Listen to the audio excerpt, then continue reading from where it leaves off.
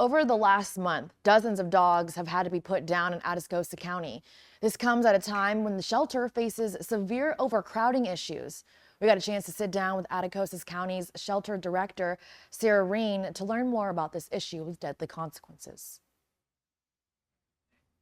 Obviously, a lot of these pets are unhoused and they need help. Could you please touch base on the importance of getting these animals adopted and finding them their forever homes?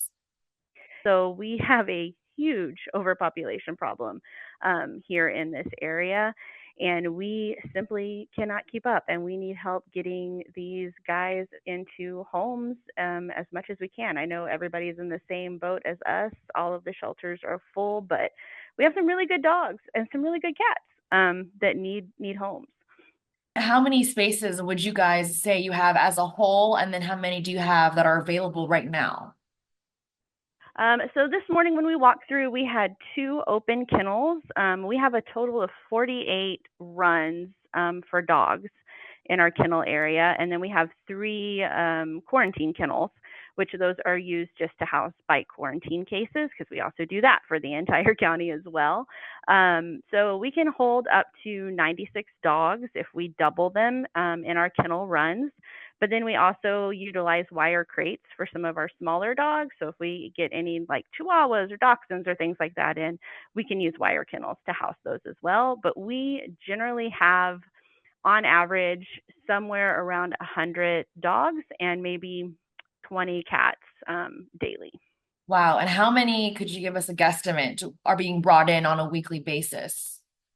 Yeah, so the weeks vary, but I would say on average, we're getting at least 25 to 30 a week. Because we contract with other cities, we really don't know what they're going to bring us. They just show up.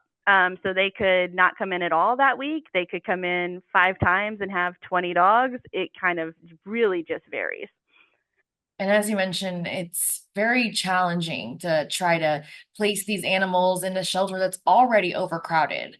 This is a hard topic to discuss, but I would like to ask, within the last month, how many animals would you say had to be euthanized? Yeah. So we'll go with May's numbers because every month I believe in transparency. So on our social media pages we post our numbers. So for May we euthanized a total of 54 animals. It was 13 cats and 41 dogs. And how are those animals being prioritized for euthanasia? It depends on a lot of factors. It's not just a matter of how long they've been in the shelter for us. It's a matter of how adoptable they are, if they're friendly or not, and how they're adjusting to life in the shelter. There are some animals who, being in a shelter doesn't seem to phase them at all, and they're happy-go-lucky and great with it, and they can stay here a little while longer. But there's some dogs and some cats that just cannot handle being in a shelter situation. It's very, very stressful for them. And unfortunately, in those cases, we take into consideration their quality of life. And that's how we make the decisions for euthanasia. All right. Thank you so much for your time this morning. It's the perfect time to foster or adopt. A lot of us are out for summer break, so why not keep our house busy with another addition of a family friend? Yes, exactly. And all animals that are adopted from us will be spayed or neutered, microchipped, and up to date on their vaccine.